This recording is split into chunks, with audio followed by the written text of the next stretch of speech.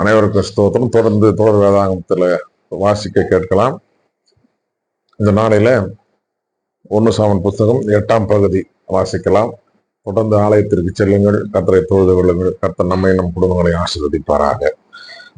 1 Samuel 8.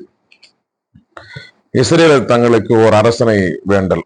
சாமுவேலுக்கு வயது முதிர்ந்த பொழுது அவர் தம் புதல்வர்களை இஸ்ரவேலர் மீது நீதி தலைவராக அமர்த்தினார். அவருடைய தலைமகன் பெயர் யோவேல், இடையவன் பெயர் அபியா. இவர்கள் பேர்செபாவில் நீதி தலைவராயிருந்தனர். ஆனால் அவருடைய புதல்வர்கள் அவர் தம் வழிமுறைகளை நடவாமல் பொருளாசைக்கு உட்பட்டு கையூட்டு வாங்கி நீதியை வழங்கவில்லை.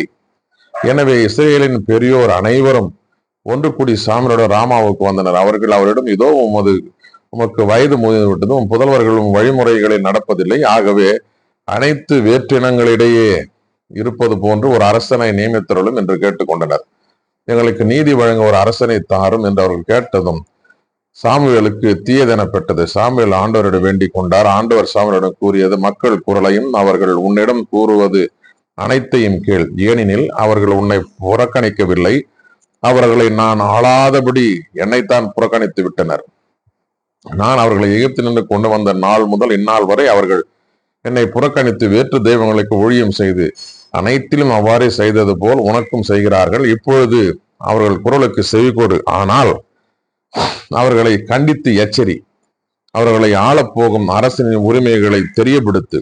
ஒரு அரசன் வேண்டும் என்று தம்மிடம் கேட்ட மக்களுக்கு சாமுவேல் ஆண்டவர் கூறிய அனைத்தையும் கூறினார். உங்கள் மீது ஆட்சி செய்யும் அரசனின் உரிமைகளாவன. அவன் உங்கள் புதல்வர்களை தன் தேரோட்டிகளாகவும் தன் குதிரை வீரர்களாகவும் வைத்துக் கொள்வான். அவர்களை தன் தேர்களுக்கு முன் ஓட செய்வான். அவன் அவர்களை 1000 தலைவராகவும் 50 தலைவராகவும் தன் நிலத்தை உழுபவராகவும் தன் விளைச்சலை அறுவடை செய்பவராகவும் தன் போர்க்கருவிகளையும் தேர்கருவிகளையும் செய்பவராகவும் நியமித்துக் கொள்வான். மேலும் அவன் உங்கள் புதல்வியரை பரிமள தைலம் செய்கிறவர்களாகவும் சமைப்பவர்களாகவும் அப்பம் சுடுபவர்களாகவும் வைத்துக் கொள்வான்.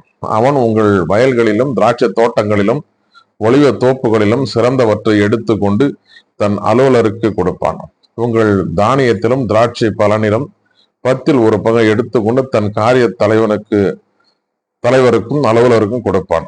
உங்கள் வேலைக்காரரையும் வேலைக்காரிகளையும் உங்கள் கால்நடைகளில் சிறந்தவற்றையும் உங்கள் கழுதைகளையும் தன் சொந்த அலுவலுக்காக பயன்படுத்துவான். உங்கள் மந்தைகளில் 10 ஒரு பங்கு எடுத்துக் கொள்வான். நீங்கள் அவனுக்கு பணியாளராக இருப்பீர்கள். அந்நாளில் நீங்களே உங்களுக்காக தேர்ந்து கொண்ட அரசனை முன்னிட்டு முறையிடுவீர்கள். அந்நாட்டில் ஆண்டவர் உங்களுக்கு செவி கொடுக்க மாட்டார். மக்களோ சாமுவேலின் குரலுக்கு செவி கொடுக்க மறுத்து, இல்லை, எங்களுக்கு கட்டாயமாய் ஒரு அரசன் வேண்டும். அனைத்து வேற்றின மக்கள் போலவே நாங்களும் இருப்போம். எங்கள் அரசன் எங்களுக்கு நீதி வழங்குவார், எங்கள் போர்களை முன்னின்று நடத்துவார் என்றனர். மக்கள் கூறியவை அனைத்தையும் சாமுவேல் கேட்டு அவற்றை ஆண்டவர் காதில் போட்டு வைத்தார். ஆண்டவர் சாமுவேலிடம் கூறியது, அவர்கள் குரலுக்கு செவி கொடுத்து அவர்கள் மீது ஓர் அரசனை ஆலோசி. பின்பு சாமுவேல் இஸ்ரேல் மக்களை பார்த்து, ஒவ்வொருவரும் தம் நகருக்கு செல்லட்டும் என்றார். வாசிக்க தெரிந்து கொள்ளப்பட்ட சாமுவேலின் புத்தகம் 8ஆம் பகுதி வாசித்து முடிந்தாயிற்று. ஓய்வு நாளாய் இருப்பதினாலே இந்த மாதத்தின் முதல் ஓய்வு நாளிலே அனைவரும் கலந்து கொள்ளுங்கள்.